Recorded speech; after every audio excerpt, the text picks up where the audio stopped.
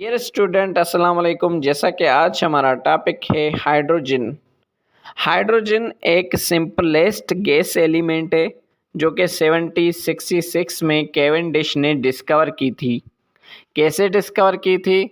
Zinc के metal के साथ हाइड्रोक्लोरिक एसिड रिएक्शन करवाया तो साल्ट, जिंक क्लोराइड और हाइड्रोजन गैस बनी।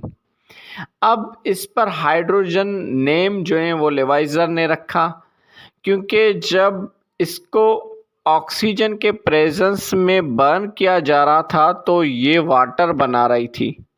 इसी वजह से इसका नाम रख दिया गया हाइड्रोजन।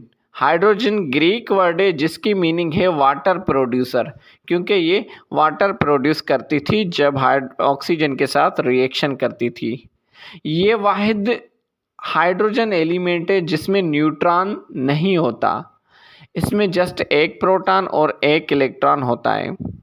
हाइड्रोजन का एटॉमिक नंबर 1 है, एटॉमिक मास भी 1 है और इसकी वैलेंसी भी प्लस माइनस 1 ही है। मतलब एक लॉस कर सकती है या एक गेन कर सकती है या शेयर कर सकती है।